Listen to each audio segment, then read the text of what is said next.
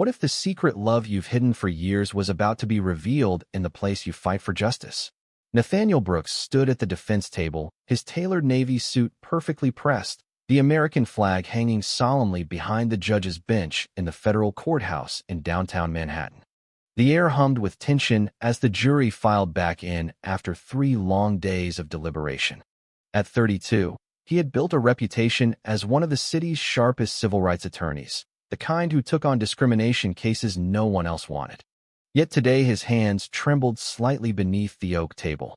Across the gallery, hidden among the spectators in a charcoal blazer and quiet smile, sat Hudson Reed. Hudson was 30, a freelance photographer whose lens captured the raw beauty of New York streets, but whose own life remained carefully framed behind closed doors. They had met 4 years earlier at a quiet charity gala for LGBTQ youth. Nathaniel had been the keynote speaker, talking about justice without ever mentioning the man who waited for him at home. Hudson had snapped a single candid photo that night, and something in Nathaniel's eyes had told him this was more than a professional encounter. 3 years of stolen weekends in Hudson's Brooklyn loft, late-night calls from hotel rooms during trials, and whispered promises that one day they would stop hiding. The foreman rose. "We find for the plaintiff." The courtroom erupted in murmurs. Nathaniel's client, a young gay teacher fired after his principal discovered his relationship, clutched his hand in gratitude. Nathaniel had won, but the victory tasted bittersweet. His conservative father, retired Judge Harlan Brooks, sat 3 rows back, arms crossed, eyes narrowed. Nathaniel had never told him about Hudson. He never told anyone. As the judge dismissed the court, Nathaniel's gaze locked with Hudson's across the room. In that single look, years of careful silence cracked. Hudson's expression asked the question they had avoided for too long. How much longer can we pretend? Nathaniel swallowed hard, heart hammering against the starched white shirt. He had rehearsed this moment in his mind 1,000 times, but never in front of 200 strangers. Today, the secret was about to step into the light. Outside on the courthouse steps, the late afternoon sun bathed the stone columns in golden warmth. Hudson waited by the marble lion statue, camera bag slung over his shoulder, pretending to check his phone. When Nathaniel emerged, the crowd of reporters and supporters parted around them like water. They walked side by side in silence until they reached the small park across the street. "You were incredible in there," Hudson said softly, his voice carrying the gentle southern lilt he had never quite lost from his Georgia childhood. "That kid is going to get his job back because of you." Nathaniel stopped beneath a blooming dogwood tree. "I couldn't have done it without knowing you were watching." He reached out, brushing a stray leaf from Hudson's shoulder, the touch brief but electric. "Hudson, I'm tired of winning cases for other people while I'm still losing the one that matters most to me." Hudson's blue eyes searched his face. "Then stop losing it." The words hung between them, heavier than any verdict. Nathaniel felt the old fear rise, the same fear that had kept him silent through law school, through his first big partnership offer, through every family dinner where his father praised real men who built legacies. But today the courtroom victory had shifted something inside him. Justice, he realized, wasn't only for clients. They took the subway back to Hudson's loft in Williamsburg, the train car swaying gently.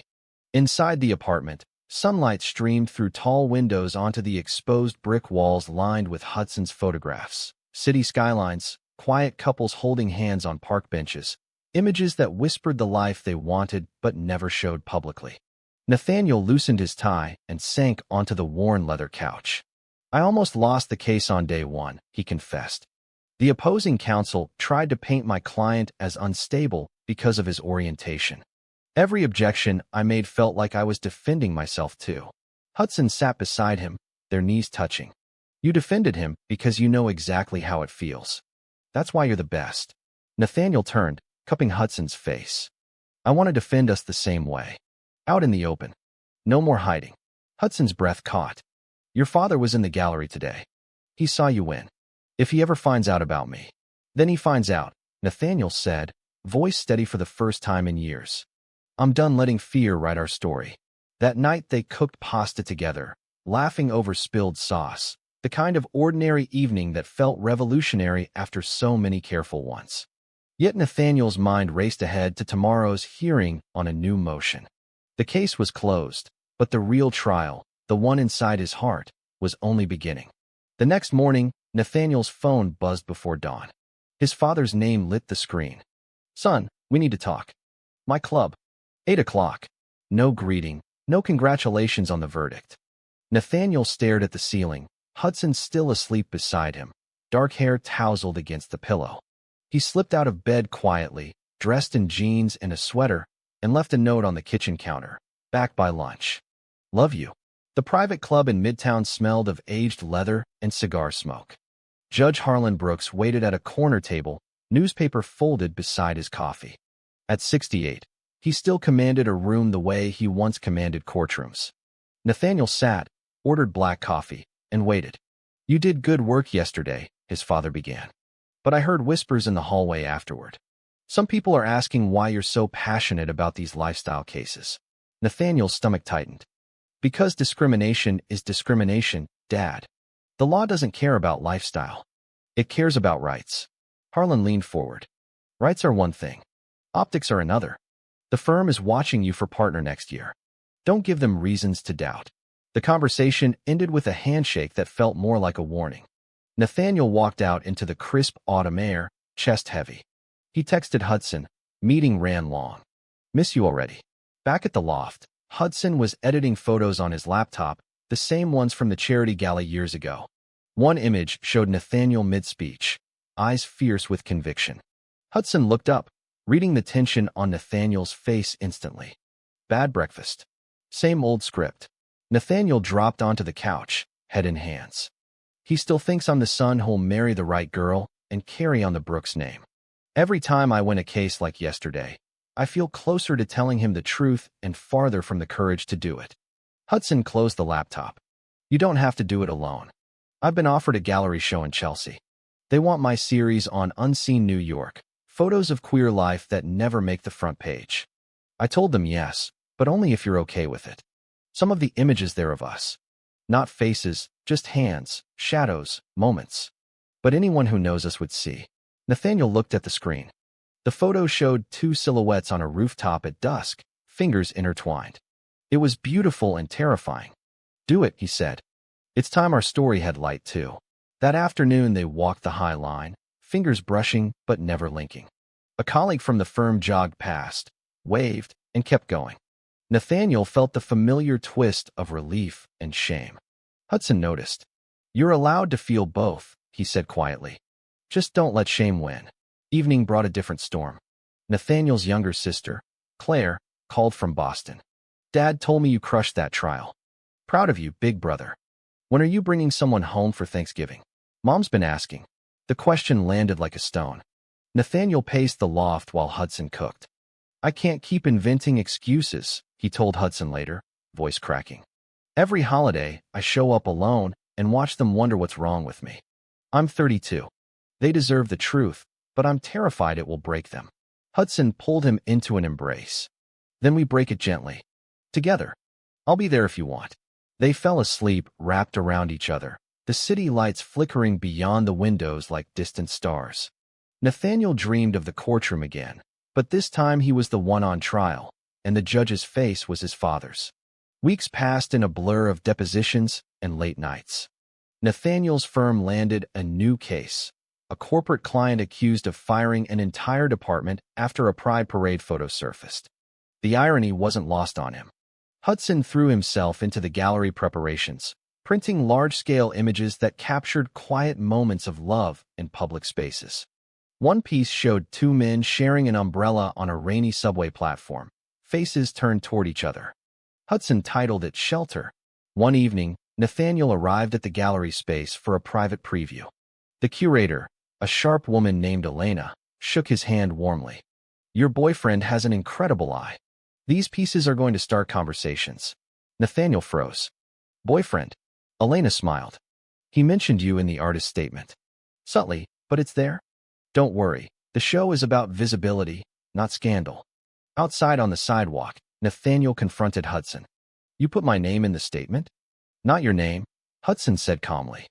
"Just my partner, who taught me that justice begins with seeing clearly." People can connect the dots or not. That's the point. The argument followed them home, voices rising for the first time in years. You're forcing my hand, Nathaniel accused. I'm not ready. And I'm tired of waiting in the dark, Hudson shot back. I love you, but I won't be your secret forever. Either we move forward or we decide what this really is. The silence that followed was worse than shouting. Hudson slept on the couch. Nathaniel stared at the ceiling until dawn, replaying every moment they had shared. The next morning he found a note. I'm at the gallery. Call when you're ready to talk like partners, not like a lawyer defending a case. Work offered no escape. At the firm, a senior partner pulled him aside. Great win last month, Nate. But word is you're getting a little too personally involved in these LGBTQ matters. Tone it down, or it could affect the partnership vote. Nathaniel left the office early, walked to the Brooklyn Bridge, and watched the water.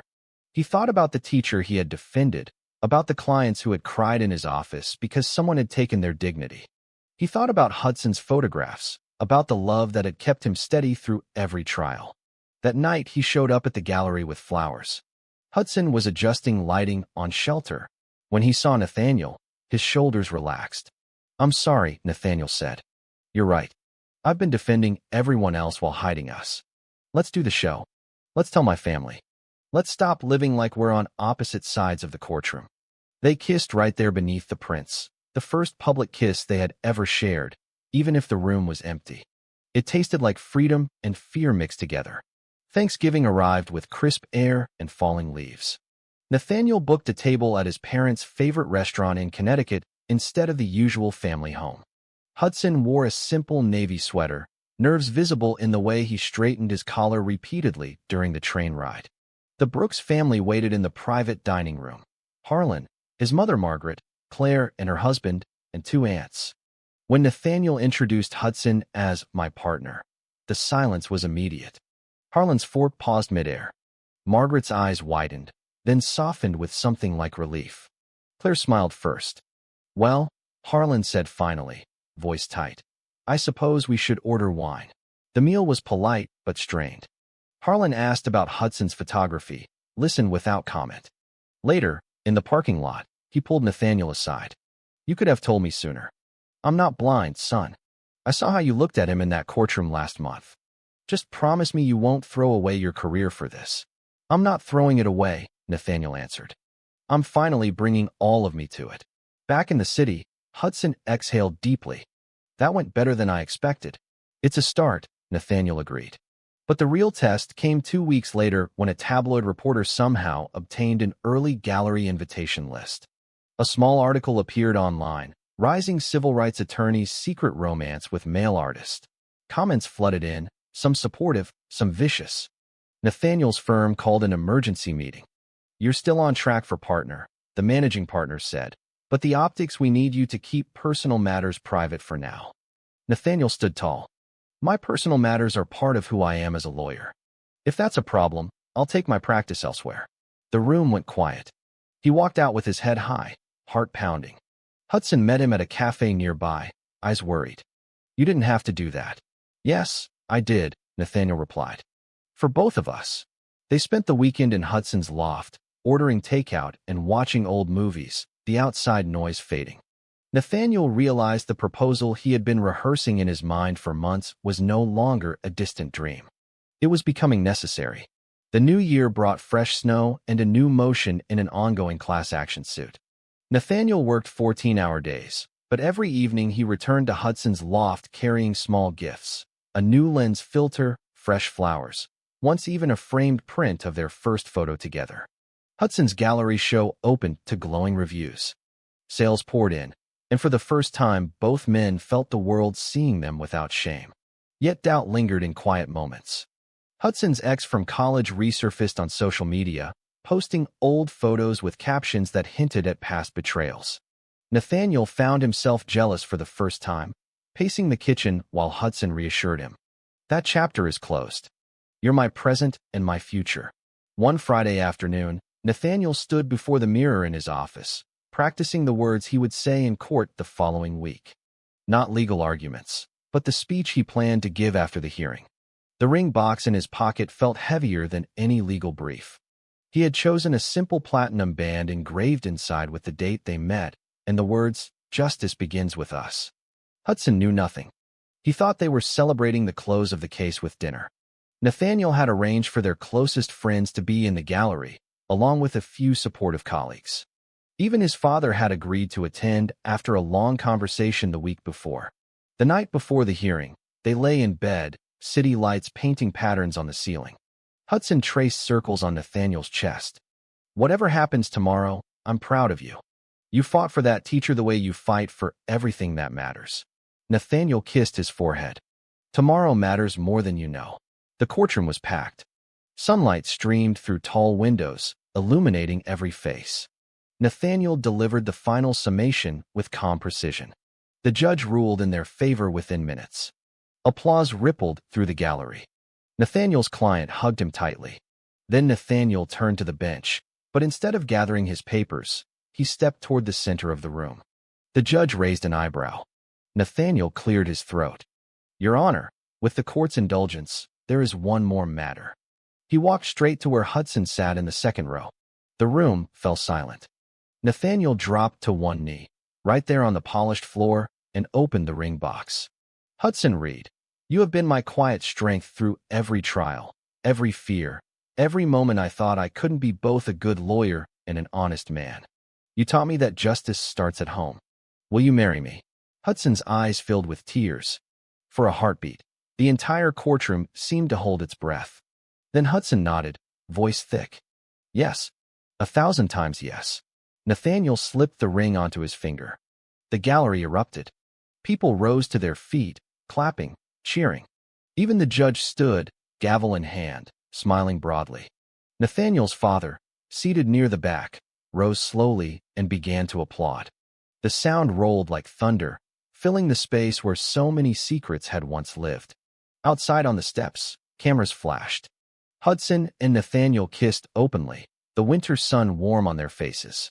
Reporters shouted questions, but they only had eyes for each other. Months later, the wedding took place in a small garden overlooking the Hudson River. Nathaniel's father gave a toast that ended with, "I was wrong about many things, but never about how much my son deserves happiness."